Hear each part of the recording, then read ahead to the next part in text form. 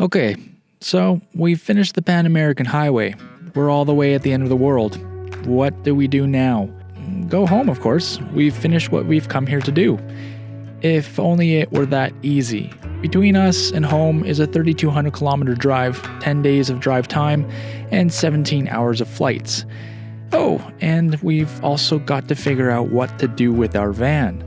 If everything goes well, that's all it will take to escape South America. But everything definitely did not go well. This is our last film from South America. So buckle up and let's roam.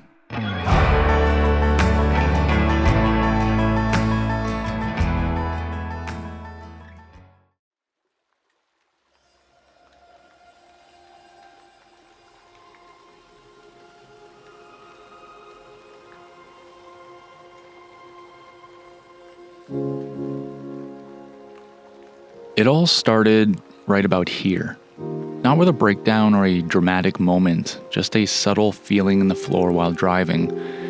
What followed was the persistent stress that slowly worked its way in and refused to leave. As I remember it, we were driving south in Colombia, somewhere between the Tatacoa Desert and the Trampoline de la Muerte. It was a hot day and we were pushing a longer drive day than usual.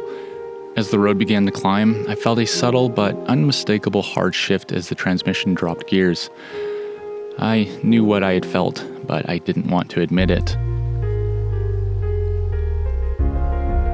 I waited. It happened again and again. Our transmission was showing signs of clutch failure. The truth was, the warning signs had been there for a while. As we made our way through Central America, I'd noticed the transmission running hotter than usual. But the ambient temperatures were brutal, and it was easy to convince myself that everything was fine. If I'm being honest, I ignored it. I chalked it up to engine heat, maybe tied to some of the changes we'd made in Guatemala. It was easier to dismiss it than to dig into what it might actually mean. Automatic transmissions are a bit of a Pandora's box for me. At that point, I didn't know much, but I knew enough to recognize that hard shifting meant something inside was starting to wear out. For about a week after that, we lived in a low-grade panic. We kept moving, but we were constantly searching for answers. Reading forums, messaging friends, calling mechanics, trying to figure out what the heck to do. Eventually, after enough back and forth and reassurance from people who knew more than we did, we made a decision. Just to leave it alone. A full rebuild just wasn't realistic for us then. It would have cost way too much time, too much money, and it would have derailed the trip more than we were willing to allow. So instead, we just rolled the dice. We installed a much bigger transmission cooler and changed the fluid twice, hoping to buy ourselves some time. Calling it a fix would be generous. It was a band-aid. But what it did do was change the way we traveled. From that point on, there was always something in the back of our minds. We were driving across South America with a compromised transmission, fully aware that it could fail at any moment. That uncertainty never really left us. And then there was the bigger question, what happens at the end? Even if the transmission held together all the way to Ushuaia, we still had to deal with the van. The plan had always been to sell it in South America. Ideally, we'd leave it with a broker in Chile who could handle the process for us. But as we got further into the trip, that plan started to fall apart. We learned that the seller we had in mind was no longer taking Canadian plated vehicles due to Canadian title transfer regulations. At the same time, we were realizing just how complicated it is to import a vehicle into countries like Chile and Argentina. The deeper we looked into it, the clearer it became. Selling the van locally was going to be far more difficult than we had expected. As we continued south, that reality started to settle in. We weren't just managing a failing transmission anymore. We were heading towards the end of the road with a vehicle that might be very hard to sell, and instead acting like an anchor. This here is the story of us trying to escape South America. It was one heck of a month.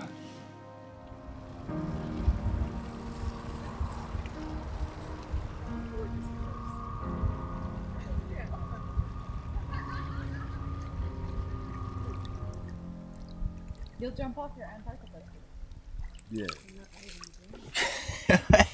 Hello, and welcome to the roller coaster of our lives.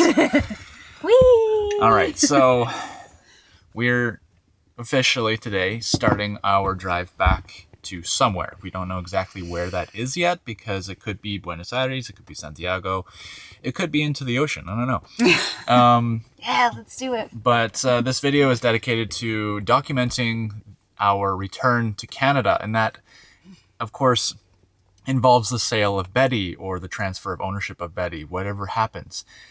But last night, when we were driving to camp, we found out that our potential buyer in Buenos Aires found out that he can't sell or purchase the van or import the van into Argentina because the van has entered Argentina more than twice. And like, there's no way to avoid that. You have to cross back and forth into Argentina and Chile to drive down to Ushuaia. It's like the issue is that one of the stipulations of importation is that the van must remain outside of Argentina for 3 months in order to import into Argentina. So like essentially the vehicle cannot have existed in Argentina prior to importation. Which is silly. Aren't all rules silly? What? All rules are silly. All rules are silly. So we are scrambling to find some kind of answer right now as to what we do with the van. We never thought that we would have this much trouble selling the van or transferring ownership or whatever. And frankly, like, bringing the van back to Canada to, repair it and then try and sell it is cost prohibitive, time prohibitive, and the reason being is we haven't made the announcement yet as to exactly why. There is a very important reason why, which you will find out I don't know, a week or 2 or 3 after this video. But basically we can't be spending the money to fix the van just to get... It's more an issue of we don't have time. Like, we do not have time to invest any more energy into this van, and the costs associated with shipping it home and doing the repairs and buying flights to go meet up with the van and get it home mean that we're looking at like essentially breaking even. Mm-hmm. So we're not making any money and we're spending all of this precious time and effort. I mean, there's so much effort involved in shipping the van home, and so more so though the fixing of the van. Like, as you all know, the transmission is failing. Like, we have rust on the body. Our Air Max fan is not.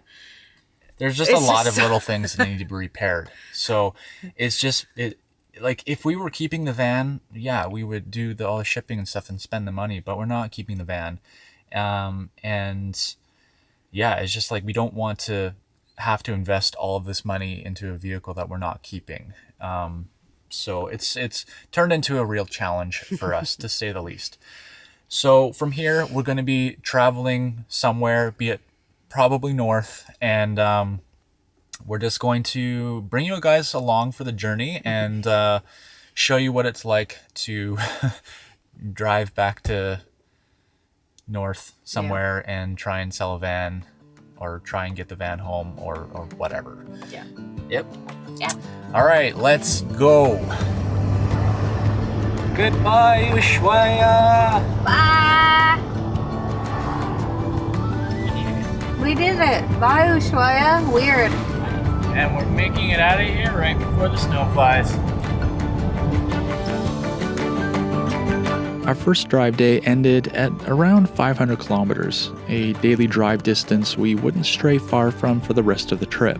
We spent the time during the monotonous drive through the Pampas fielding a steady stream of interest from the internet.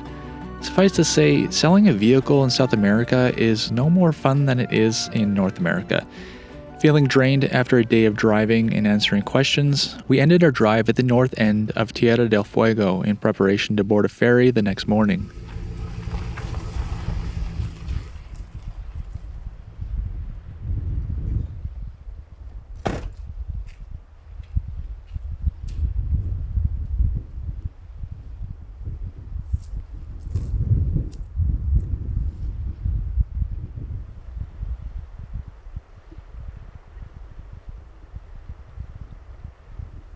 What do you think about that day of driving? I'm tired. My legs feel like they haven't been used today. They haven't. Yes. Well, it's been a day of driving. I did pretty close to 500K today. And while driving, we've just been cycling through so many different options. We've been acquiring options and eliminating options for buyers or potential ways of figuring out how to deal with Betty. And nothing is conclusive still.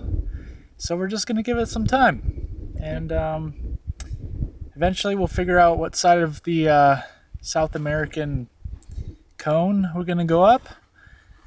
And, yep. Yep.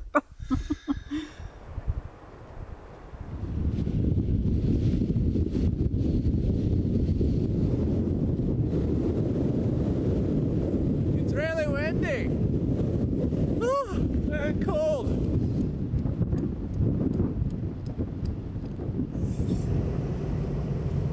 All right, tell me, It's windy? Is that what you wanted to know? where are we going today? We're taking the ferry across back into Argentina. Go see some penguins.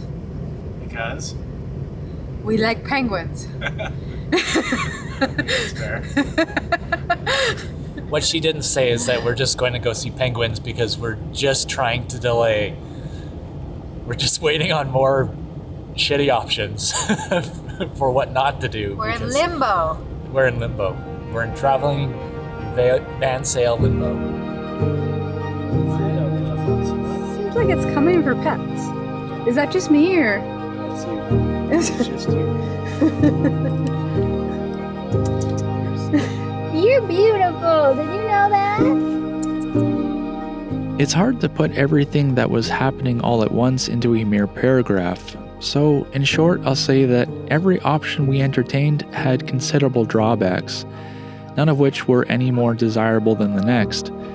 It continued to hit us that we couldn't believe the situation, how we had made it this far and were suddenly left with seemingly no good way out. If I'm being honest, we felt pretty trapped. So finding small slivers of joy and continued exploration seemed like the best remedy.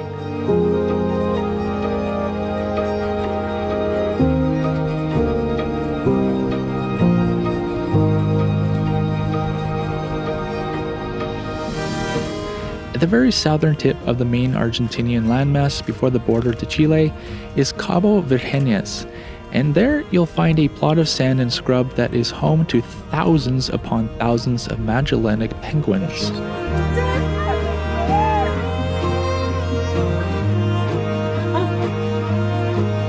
This is home. But also maybe they'll come take a look. It seems like they're quite curious.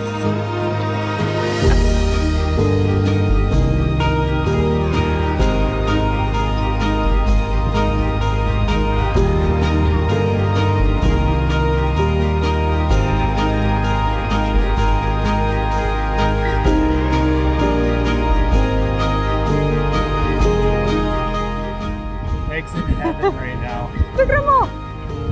Look at everyone. Following penguin tracks. Yes. At Playa Virgenes, you'll find one of the largest mainland colonies of Magellanic penguins in the world, with tens of thousands of breeding pairs returning here each year.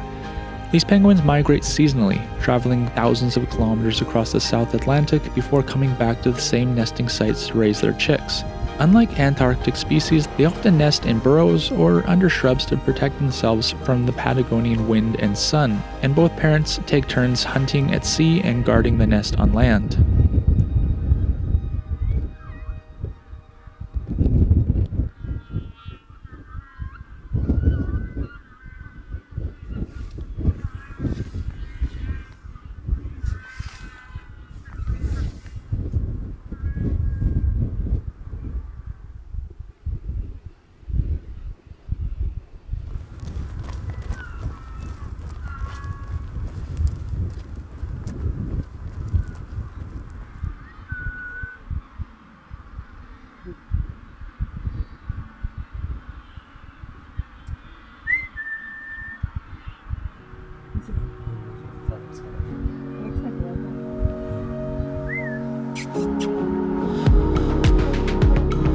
We enjoyed a relatively windless night in the parking lot of the reserve. As the sun made its way to the horizon, the sky lit up with color. Some sort of research or Coast Guard vessel came and parked just off the beach from us, and when I sent the drone up to take a look, I also spotted a sea lion hunting the returning Magellanic penguins in the surf.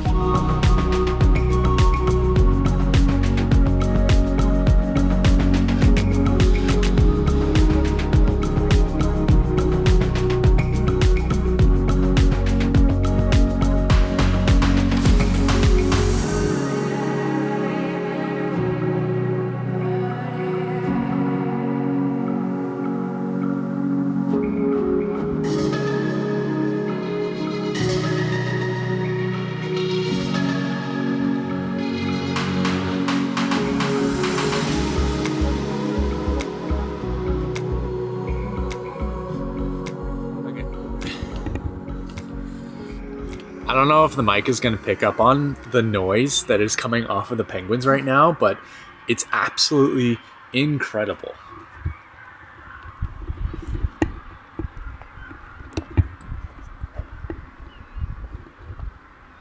Get behind the van so there's no wind.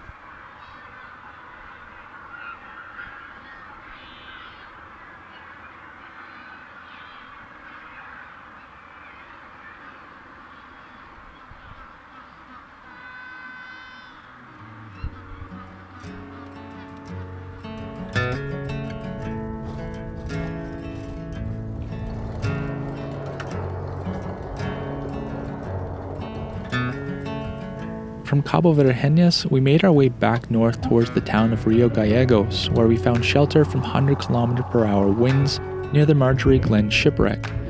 The wreck was a British cargo ship built in 1892 that ran aground near Rio Gallegos in 1911 after a fire broke out in its coal cargo. Unable to stop the blaze, the crew beached the vessel at Punta Loyola, where it was abandoned after 2 crew members died from gas exposure. During the Falklands War, it was used for bombing practice, marks from which can still be seen today, turning it into a striking piece of both maritime and military history.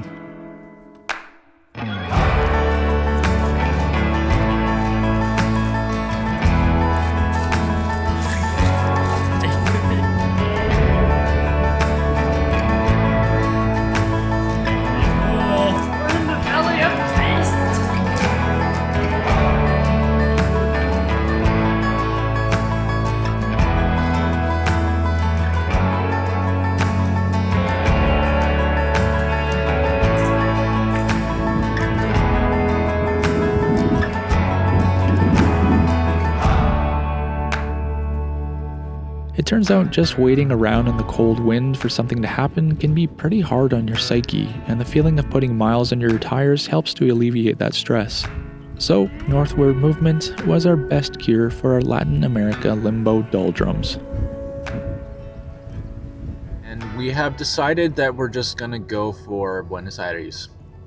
We've got a few more hopeful options up north.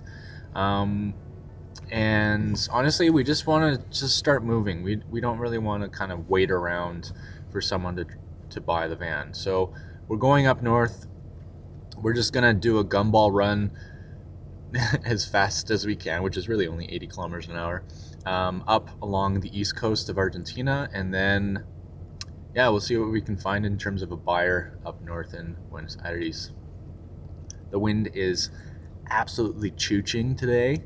So it's going to be not a very fuel efficient drive. Oh boy. But yeah, we're hopeful and we're happy. So we're just going to keep on rolling. Let's do it. Let's do it. Okay, let's process.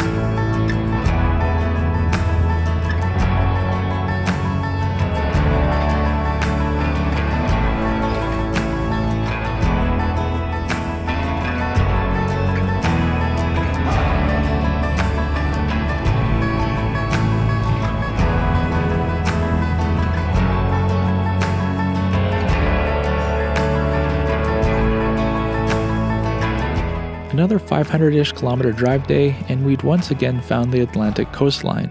but the temps had climbed and the landscape was giving us coastal Mexico vibes. A notable improvement from the cold and wind. Well, hon, what do you think about that drive?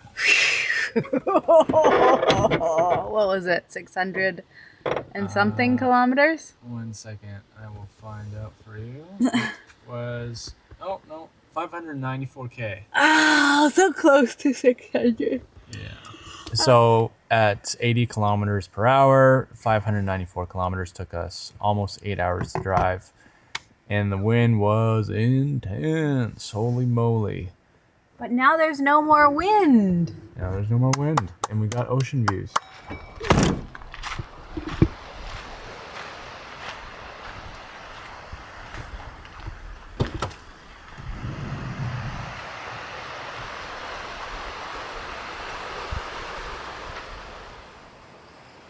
During the drive that day, we had heard back from our original buyer in Buenos Aires. The import brokers he'd been talking with had seemingly found another loophole, which would allow the vehicle to be imported into Argentina. An encouraging and hopeful piece of news, which made it feel like the deal was back on. The more we learned from him, the more our hope grew. Plans were made, and fingers and toes were once again crossed.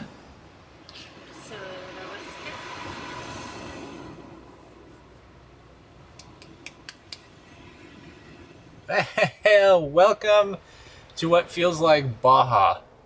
The temperature has increased by like a solid 10 degrees Celsius just from driving yesterday.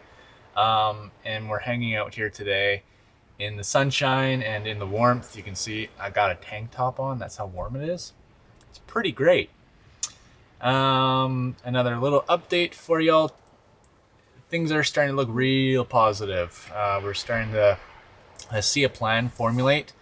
We're going to be heading to Buenos Aires over the next 5 days of driving, and then staying at a boutique hotel that has a parking garage across from it, and we'll clean out Betty, get her ready for the next owner, and then fly out possibly mid-April. So, whew!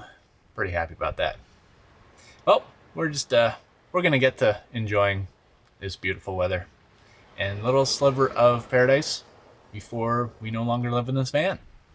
So Megan started categorizing all of the food that we have had in the van for the last 2 years. And there's so much food. No wonder this van's so damn heavy. Oh, shut up. Oh, man. This doesn't weigh even a fraction of your damn tools. All right, honey, tell me what you just did. I just booked our flights home. Without knowing anything. We'll see. Well, still got 2,000 kilometers to go. So another 500 kilometers today, and I think we're going to go see some orcas. Yeah. There's a peninsula north of us that you can hang out on and watch orcas, apparently. So we're going to go see if that works out for us. Let's do it. Let's do it.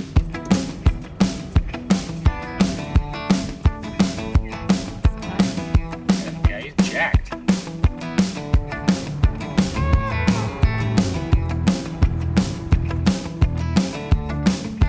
More driving through the ruler flat pampas of eastern Argentina, a land that reminded us of driving through Saskatchewan, but possibly even flatter. That might be up for debate, but nevertheless, there wasn't much to look at.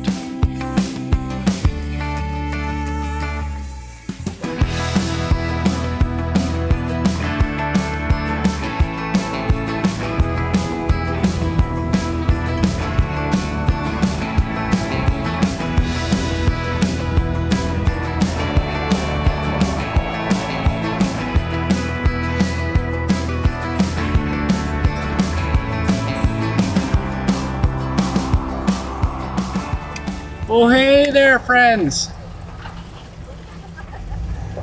Oh, watch out, sweetie. He's focused on filming. I'm like, oh. Driving and filming, yeah, easy. Well, we've made it to Puerto Madryn, and we went from probably like a pleasant 15 degrees today to 32 degrees Celsius, hon? Yeah. Yeah, she wasn't paying attention.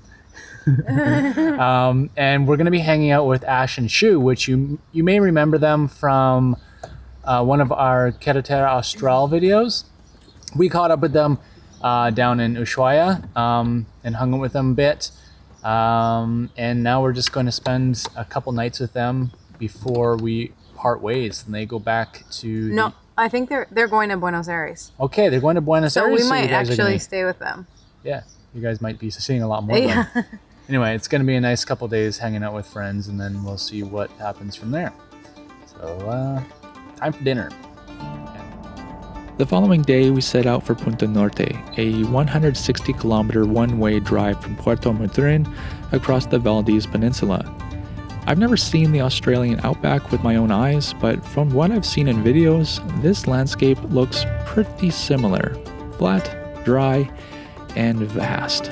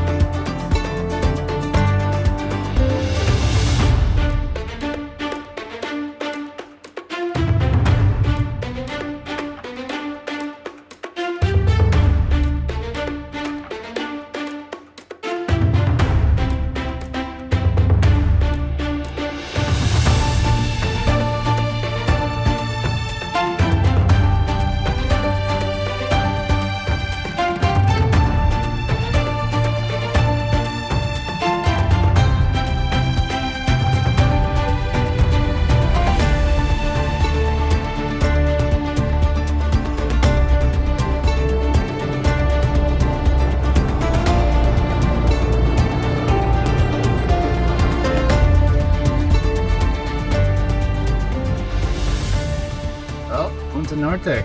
I don't see the orcas yet. Hopefully we see some whales. Yeah, that would suck if we did. It's a long drive. It's a long drive. You there, Mr. Whale? We want to see one of you. Not, I've already seen you. I want to see one of these.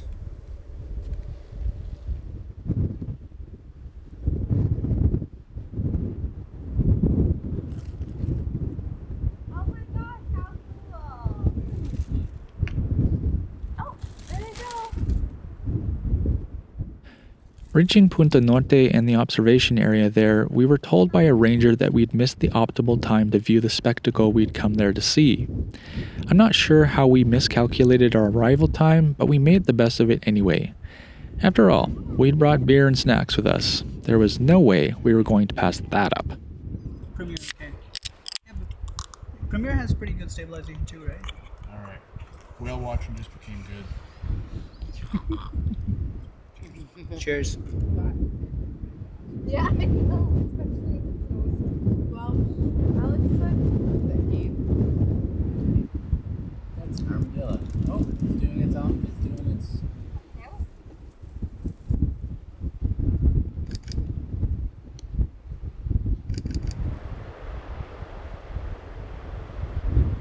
It's pretty elusive.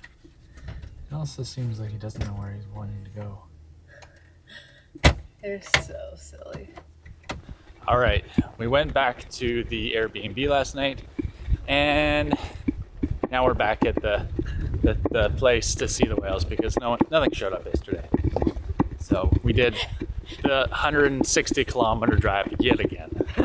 Don't point your lens at me, boy. At high tide, whales are able to swim up close to shore, and when unsuspecting sea lion pups enter the surf, the whales will beach themselves, grab the pups, and take them out to sea. It's one of the few places in the world where this hunting method called intentional stranding occurs and only happens during the pupping season. Only here at Punta Norte is the action predictable enough to be easily observed. Well, we've been here for almost 2 hours. No whales! No whales. So this park where I thought that for sure we would see orcas, I had no idea there was this like low of a chance to see orcas. But we will have driven 600 kilometers in total, and a full tank of fuel and the $90 entrance fee to see Nothing. sea lions. So that was expensive. Yeah. All right, well, let's go for a super fun drive of, what do you got, like 300 kilometers or something like that today, so yeah. Well, we just got back to the van within range of our Starlink, and we got some bad news. Turns out we're still on the roller coaster because our buyer in Buenos Aires, the Russian guy, he got yet another negative answer for importing the van into Argentina. Apparently it's just like so insanely hard to do. So we've got two options left. We've got someone who's, I believe, from Costa Rica. He's Uruguay, but he's going to live in Costa Rica. Anyway, He lives in Costa Rica. he lives in Costa Rica. Okay, so he's really keen to buy the van. But we're driving to Buenos Aires because we're flying out of there, and he's in Pucón, Chile. So we've told him if he can make his way over to Buenos Aires, he can have the van. If that doesn't work out, we might still ship it because we have some other people back home that want the van. So it's never ending. All right, well, we're just going to drive and hope some time sorts this out for us. So it's right back to that sinking sensation as the warmth of hope leaves your body. I'm not sure if I can accurately describe the effect of the back and forth, gain and loss of hope. One moment, it's that rush of relief. The next, it's like you're right back at square one. Feeling dejected and deflated, we continued north until we reached another seaside spot where we could post up for a few days as we continued to sort through our options and try and figure out what the heck to do.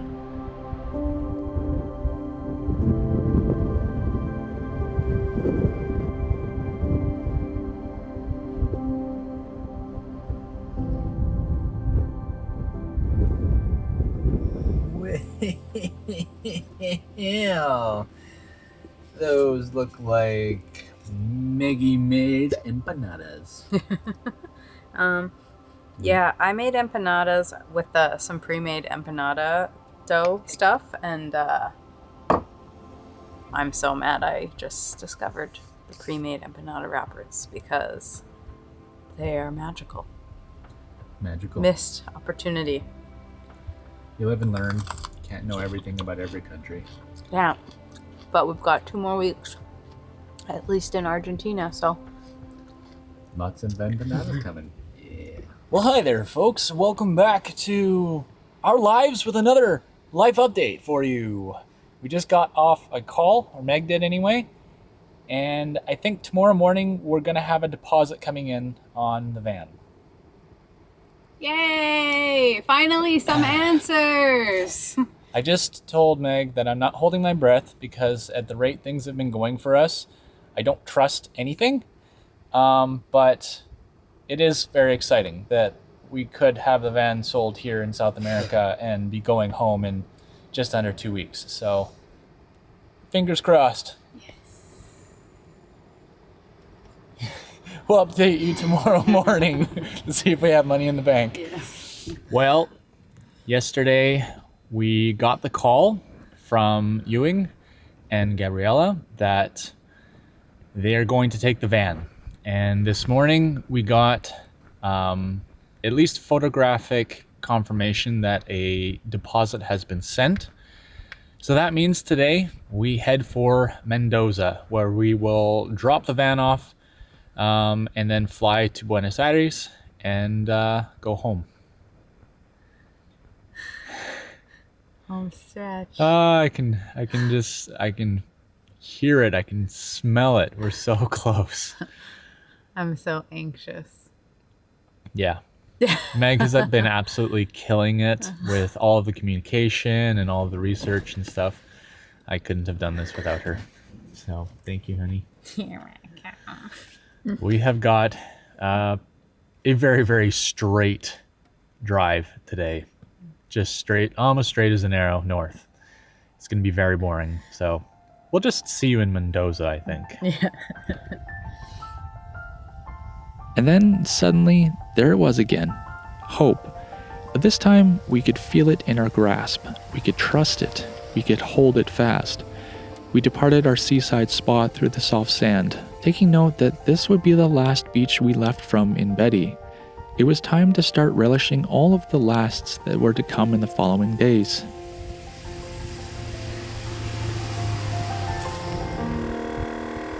Well, this is quite possibly the last time we'll air up tires on Betty. Woohoo!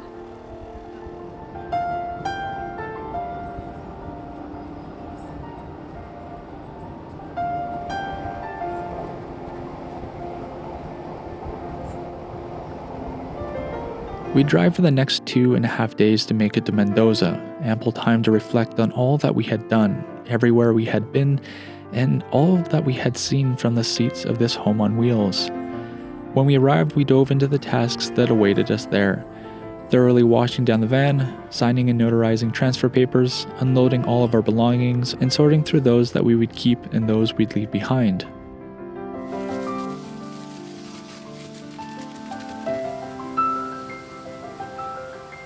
Well, have we made it? We made it to Mendoza, home for the next few nights. Look at this. It's friggin' amazing. Oh my goodness. Got this beautiful yard. Nice big open space to work on Betty. There's a palm tree. Meg and I don't have much to our names, and the contents within this van represent a big chunk of what we own together. It was surprising to realize how much of it we didn't need, meaning that we'd pass it on to the new owners, further reducing our material footprint on this world, something we're learning we're totally okay with. So it's kind of funny.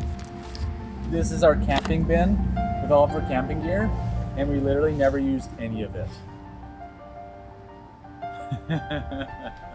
So our two 23 kg bags are filled, still have stuff to put in.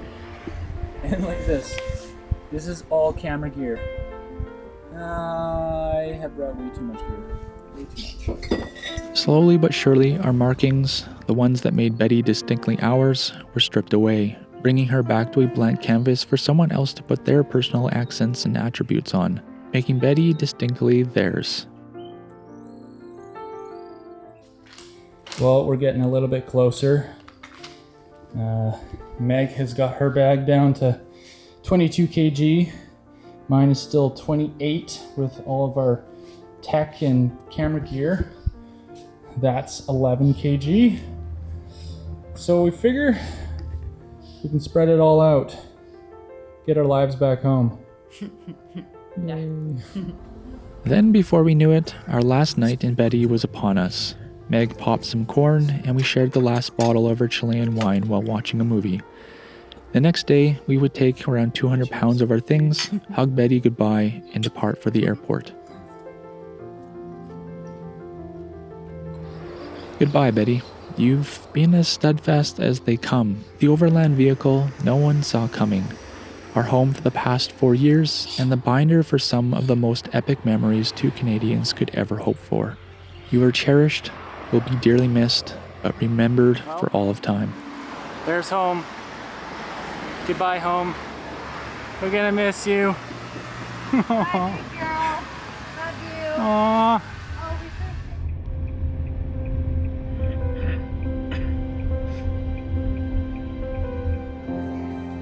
Over the next 5 days, we'd fly to Buenos Aires, walk around the city and eat food for a few days, and then pack our bags again and fly to Houston, Texas for a layover before the final 5-hour flight to Vancouver. We were finally going home.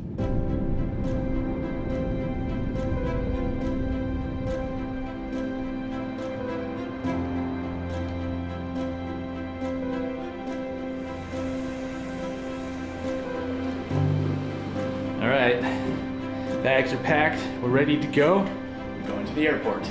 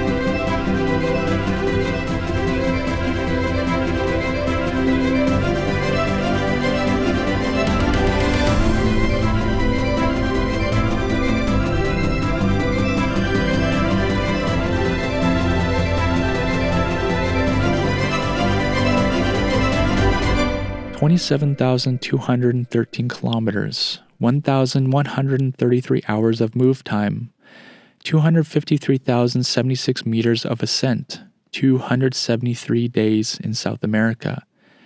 And now we are finally home.